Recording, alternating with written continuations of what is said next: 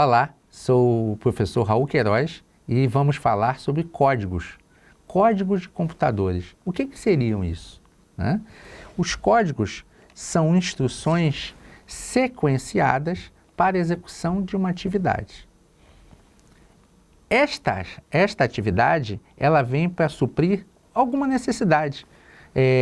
A repetição de um cálculo, a verificação de erros, desde que estejam codificadas, desde que estejam dentro das atividades que estão sequenciadas dentro desse código, essa atividade vai ser realizada de forma precisa e veloz.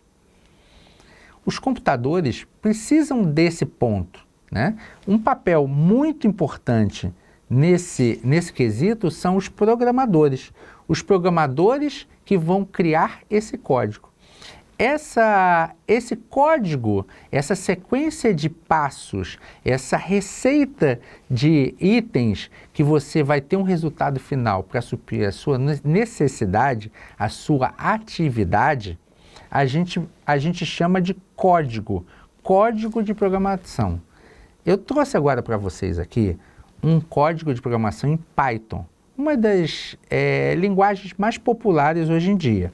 Vamos verificar passo a passo desse código, né? O que esse código faz, né? Ele soma dois números fornecidos pelo usuário, então seu usuário vai imputar dois números e vai ter o quê? Vai ser apenas a soma, não temos média nesse exemplo.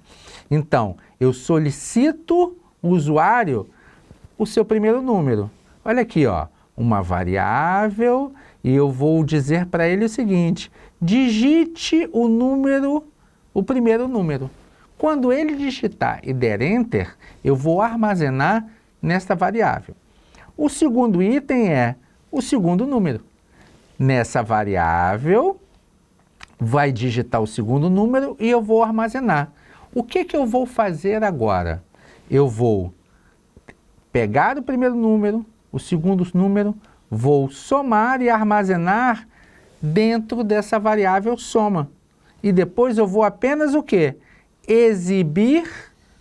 Vou imprimir esse resultado. Essa impressão vai ser na tela. Então eu tenho aqui a soma de o primeiro número, o segundo número, o resultado é na variável soma. Vejam bem que o print aqui, ele é um print de tela e não de papel, diferente da impressora. E aí, vamos verificar esse mesmo sequenciamento, esses passos em outra linguagem, em JavaScript.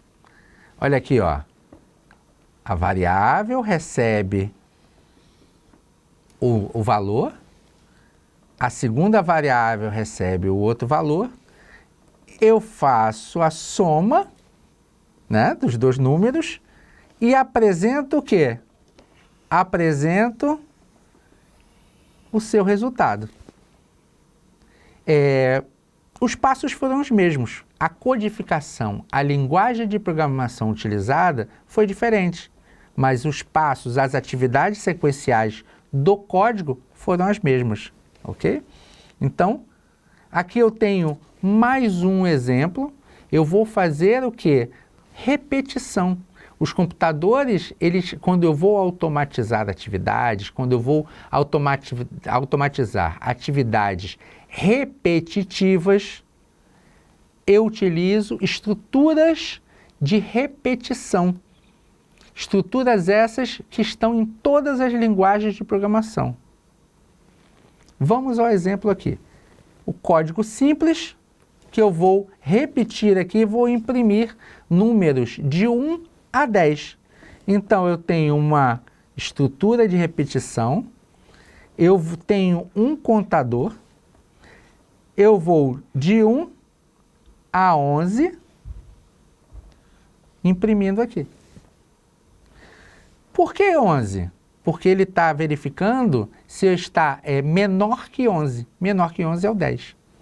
Então, nesse exemplo aqui, eu utilizei uma estrutura de repetição para imprimir de 1 a 10.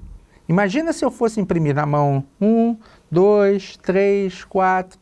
Eu dou apenas um Enter e aquele código vai gerar o quê? A atividade que eu faria na mão manualmente de uma forma muito mais assertiva e veloz. Eu também tenho aqui outro exemplo aqui, né?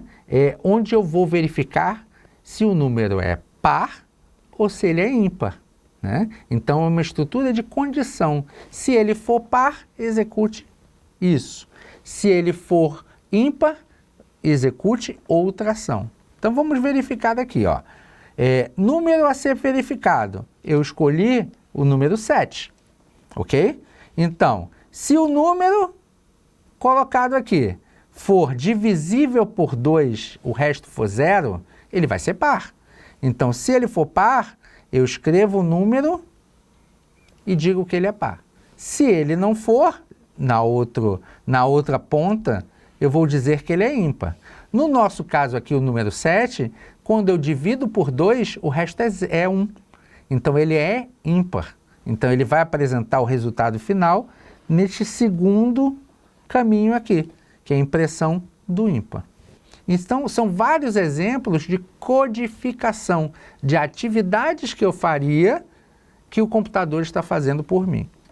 Essa simplicidade não quer dizer que não se diminua o resultado, a potência dos computadores, né? Eu posso criar aplicativos, códigos complexos, mas eles vão ter o quê?